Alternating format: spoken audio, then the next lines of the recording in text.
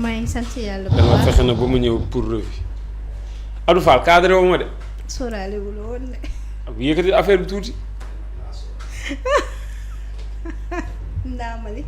Philippe Auguste nuyu naa la. Aïssatou Ba yaa am jàmm. may sant yàlla bu baax. ayca ma dem ah. waa demal. enquête yéen kaay lañ koy ubbee.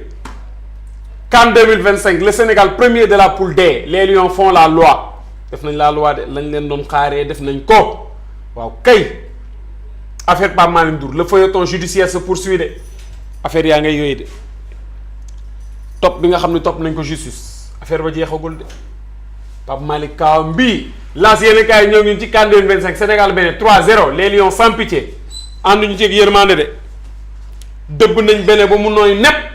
Décentralisation Sonko l'acte 4 ca lañ jëm de l'acte 4 de la décence xam nga ni ñu ngi ci 3 bi 4 ba lañ nar a jëm après ngir gën a mën a diversifier tâches yi ñii ñu jox leen lii yenn tâches yi wala yenn liggéey yenn compétences ñu jox ko les collectivités territoriales. Les Échos yéen kaay ñëw ñu ci audition au fond de l'ancien coordinateur du PRODAC Pape Malick Ndour dégage tout en touche. football na bal ba ca touche de ci lan wala Prodac bi lañ ko doon déglu ces avocats envisagent de demander la mainlevée du bracelet électronique et même le non-lieu total ay avocats am nag ñu ngi sàkku ngir ñu dindi ko bracelet électronique bi ñu ko takkal ay satu waaye yamuñu fa de nee affaire bi nañ ko yóbbu non-lieu maanaam dem ne dara amut Philippe Auguste àdduna bi fa la toll de léegi lépp en ligne lañ koy defee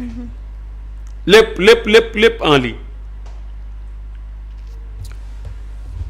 Mission accomplie pour les Lions mission maintenant de premier est confortablement installé à Tanger xam nga ni bu ñu jëloon deuxième dañuy jóge Tanger da ngay wëri ji waaye nag toog nga Tanger ndax yaa jël pay ka ngay fubalal mooy voyage yi ñëw yaay gën a miin stade sa supporters yi dañuy miin foofu xam nga day neex daal Koulibaly voit rouge Lamine Camara sort en larmes Koulibaly dañ ko ru Lamine Camara nag da doon jooy daa blessé wul staff médical bi après dina ko déterminer Pape Thiaw un bilan positif mais il ne faut surtout pas s'endormir bilan baax na de waaye bu ñu nelaw amul nelaw de les top et les flops Gana Gueye le plus dur commence maintenant Soudan ou Burkina Faso comme adversaire en 8e Soudan wala Burkina la ñu am nañ jël Soudan waaye bu ñëw baax na le quotidien yéen kaay ñëw ñun ci chronique d'une fin d'année mu ngi nii wax nañ de majaaga may sa joor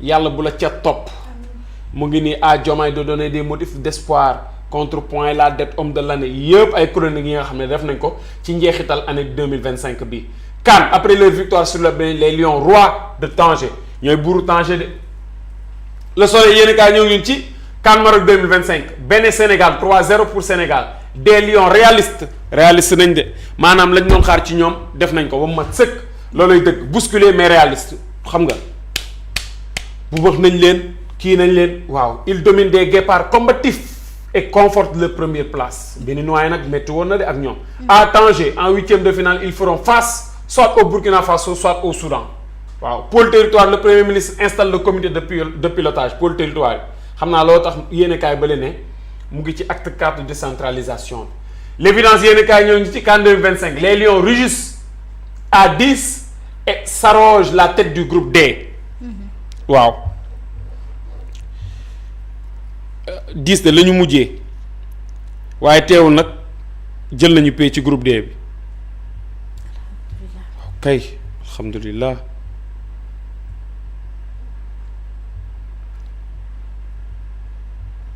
ma dem revue de presse amagul est-ce que du ma dem revue ak yow mu ngi nii RTS La Poste ARTP FHS sous la poudrière lëndëm na foofu gars yi ñu ngi xuloo rek Libération yéen kaay ñëw ñu ci Bocar Samba Dièye face à la société suisse Ascot Commodity et à ses supposées factures une nouvelle victoire judiciaire paa bi amati na ndam de man xaw ma lan mooy problème bi waaye tamit am na ñu nekk de paa bi ak li mu investir ak ñi mu kiyal banque yi bëgg koo seeñu nii Aysatu lii jàmm la ci ab décision ba nga xam ni am na ko fële ca Paris ca février 2025 ASCOT moom ci boppam amoon décision boobu commencé woon na fii ci Sénégal benn exécution forcée contre Bocar Samba Dièye bu ko exécuté maanaam jaare ko fa xam nga amal mbir yi mu jaaree fa qui a toujours qualifié les créances de fictives comme celles brandies par Attijari. Dans une décision rendue ce 22 décembre, le tribunal de Dakar a anéanti l'ordonnance ayant permis à ASCOT de réaliser l'exécution forcée à travers des saisies. Qui plus, le tribunal avait estimé dans une précédente décision que c'est ASCOT qui doit 800 millions de francs CFA à Bocar Samba Dièye. nee na kii moo ko yore 800 millions. L'opérateur économique contre-attaque devant le tribunal de commerce pour arrêter définitivement l'exécution forcée déclenchée par ASCOT avant l'annulation de l'ordonnance. man de dama xamul yenn néeg yi nan la ko nit mën a néegee. L'info yenn kaay ñoo ngi ci CAN 2025 tombeur du Bénin le Sénégal tremble mais fait le job xaw nañoo jiixi jaaxa waaye nag mu ngi noonu daal. waaw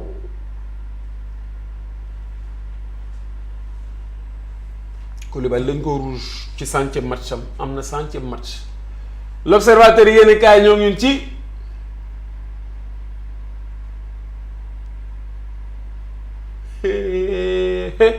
le Sénégal gagne et perd gagné na waaye Koulibaly la perte. La victoire des Lions face au Bénin permet de rester leader du groupe mais le Sénégal perd son capitaine, un élément essentiel du dispositif expulsé hier. Rouge bi dafa gën. waaw. Issa Aïdara, entraîneur formateur, des remplaçants titularisés par Matar Sarr, Lamine Camara n'ont pas apporté l'impact qu'on attendait d'eux. waaw. Pape Fall, ancien Lion, nee na il faut densifier notre milieu et chercher des joueurs de percussion sur les côtés. waaw. Reportage à la tanière Chouara de Fès. Ici, les excréments de pigeons coûtent 13 000 francs le kilo. ginnaaw kër pigeon yi 13 000 lay jar kilo bu nekk. te man kay soo gis.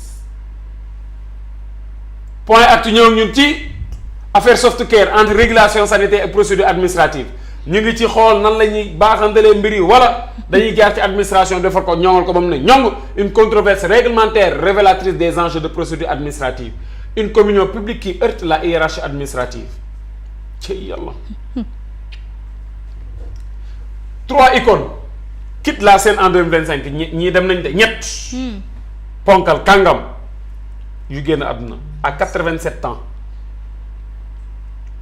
juróom-ñetti fukki at ak juróom-ñaar Adja Xaar Mbay Madiaga voix rauque et profonde laisse le souvenir d'une gardienne du temple.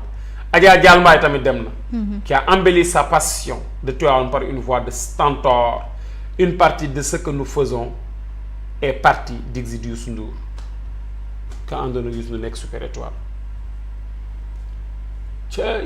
Source A ñëw ñun ci un chauffeur pris dans une affaire de chantage d'extorsion de fonds sur un commerçant à Mbacké, une histoire rocambolesque waa li jàmm la. i jaw mooy chauffeur bi de Mbacké la nekk. dafa xëcc benn commerçant ci benn appartement situé au rond-point Total de Mbacké sous le prétexte fallacieux d'une rencontre avec une dame. mu ne ko kaay nga daje kenn ku jigéen. Une fois sur place, la victime affirme avoir été contrainte de se déshabiller sous la menace d'une arme avant d'être filmée à son insu. ñu ne ko summeekul ba mu ne dung ñu tiimale ko arme. Le mis en cause lui a alors exigé 2 millions de francs CFA ne ko da ko jox ñaari millions, le menaçant de publier la vidéo sur internet en cas de refus. ne ko nag soo ma ko joxu rek ma tëmbal vidéo bi ci internet. Sous la pression, le commerçant a contacté certains de ses clients qui lui ont transféré de l'argent via l'application Wave, permettant ainsi au suspect de s'enrichir avant de le laisser partir. waaj laal na 2 millions Wave lañ ko envoyé. Premier du groupe D, après leur victoire face au Bénin, les Lions ont montré du caractère. Kese gaynde buggul mbum yàpp lay dundee. Sud Quotidien ñëw ñun ci CAN Maroc 2025. Bénin Sénégal 3-0, les Lions en 8e sans briller. dem nañ la 100e cachée de Koulibaly. Des cachets et brouillard au sommet de l'État. Sénégal rétrospective 2025 loolu daal la ñuy kii de loolu moom wax nañ ko det caché bi ak la nga xam ne daal moo xew ca fële état ba. Suivi citoyen des directives présidentielles, un premier bilan de Diomaye Faye. la nga xam ne daal président joxoñ na ko. ñu ngi koy defal bilan bu njëkk de. fête de fin d'année la guerre des pétards divise à l'approche des fêtes des fêtards envoyés aux urgences gars yi dañuy def ay guerre pétard kenn xamul li lan. turbine yi ñun ba ci lan fipp national ce soir les paysans en concert de casserole bon nee na paysans yi dañuy def concert de casserole. turbine na ko wax de waaw Pape Malick Ndour a ngi nii ak ses avocats libres ses avocats annoncent une demande de liberté provisoire. Walf Quotidien ñëw ñun ci perspective 2026 année charnière Sonko Diomaye et les combats des locales li ñu doon wax sànq fii le Sénégal atout et vulnérabilité la nga xam ne am na ko ci yu baax ak la nga xam ne daal nekk na ay gàllankoor l'État consacrera 4 fois plus d'argent au remboursement de la dette. dette bi ay satu ni ñu ko nar a fayee dana métti. les lions vite fait bien fait macha allah. yor yéen kaay ñëw ñun ci. plébiscité numérique des Sénégalais Sonko sacré homme de l'année 2025 loolu lay dëgg. Au terme d'une année marquée par des mutations politiques historiques la sentence du web est tombée à travers un vote massif sur les réseaux sociaux et les plateformes numériques mbir wàcc na dafa doon am vote yu ñu doon def ci loolu nag la ñu désigné internautes yi ñoo désigné de ne Ousmane Sonko mii di premier ministre mooy la figure marquante maanaam homme de l'année de 2025 véritable icône d'une jeunesse connectée et exigeante waaw le premier ministre rafle les suffrages virtuels vote yi nga xam ne amal nañ ko foofu jël la yëpp yóbbu ce sacre numérique illustre la symbiose persistante entre Ousmane Sonko et une base populaire qui voit en lui l'architecte du Sénégal de demain base populaire maanaam nee nañ moom mooy defar Sénégal de conseil de casserole nday guddiyaa bi gis nga de conseil de casserole de la ñuy wax ne moom la ko kii di def commerçant yi kenn xamul li lan la waaw homme de l'année ngi nii macha allah kenn du moom aduna lu la gëm-gëm may dara du la ko may déedéet ak kese ak fit gëm-gëm fit ful la fayda jom jeex na Aïssatou mu ngoog jeex na tàkk kon waaw kontaanati na waaw jaajëfal nañ la fii la waaw di la souhaiter rek à l'avance bonne et heureuse année waaw macha allah xamante bi yàggul waaye nag moom tu es une personne sans façon une belle âme macha allah. ak yow tamit waaw moo tax daal di la souhaiter bonne et heureuse année. amiin li nga xam ne bëgg nga ko ci at bu bees bi ñuy dëgmal yàlla na la ko yàlla mayta defal la ko te mu barke. ci barke nabi Moustapha sallallahu alayhi wa sallam. di souhaiter waat aussi à l'avance ñi nga xam ne ñooy suñuy internautes.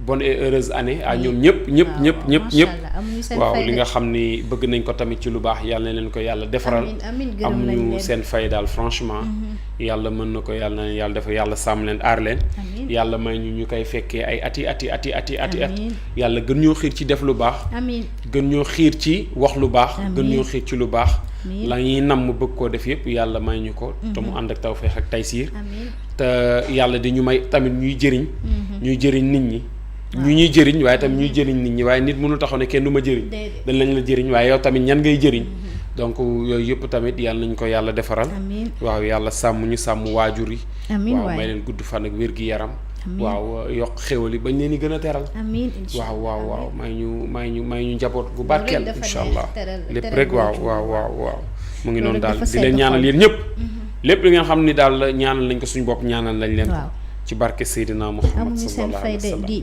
teel a yeewu di ñu seetaan waaw wallaay ba pare di leen di jéggalu aussi waaw di leen di baalu àq de ci yi nga xam ne am na fa ay rëq-rëq waaw yoo xam ne wax nañ ko te waruñu koo wax ñu ngi tuubaat bu baax a baax te xam ne daal du suñu coobare waaw mu ngi noonu matadi la rek kese mu ngi noonu jaajëfal nañ leen amuñu seen fay di ñaan itam at bi di ñëw rek mu gën at bi nga xam ne moom la ñu weesu professeur 2025 bi waaye bu naree ñaaw nag yàlla mel ni amiin yaa rabbi ñaan loolu aussi yàlla yombal lépp insha allah projet yi bëgg-bëgg yi te mu jig ñu nag yàlla defal ñu ko defal leen ko yéen tamit ñuy seetaan di ñu bàyyi xel di ñu topp xam nañu waxtu bi bokkul rawatina diaspora bi aussi mention spéciale ci ñoom amuñu seen fay ndax waxtu yu bokkul duñu ko seetaanee seen kër seen bërëbu liggéeykaay lañ koy seetaanee yore écouteurs yi xam nga ni loolu metti na mais cofeel ak kóllëre rek moo ko waral amuñu seen fay ñu ñaanal leen jàmm ju sax dàkk at bi daal gën at yi nga xam ne moom la ñu weesu yàlla defal ñu ko defal ko Sénégal gi waaye defal ko àdduna gi yëpp tamit incha allah. amiin yaa rabbi jërëjëf kon ba altine. incha allah ñu yendoog jàmm. jërëjëf incha allah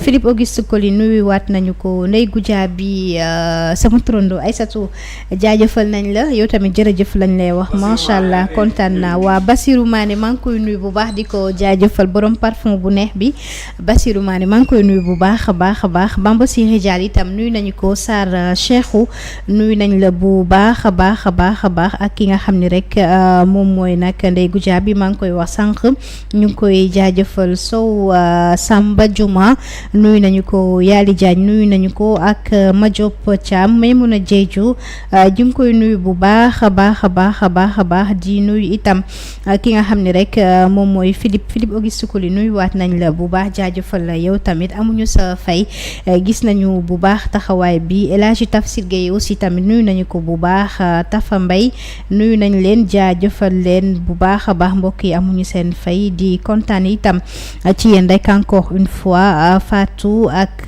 Inapta ñu ngi koy nuyu bu baax comme ni ma ko waxee rek tey mu nekk dernière émission boo xam ne rek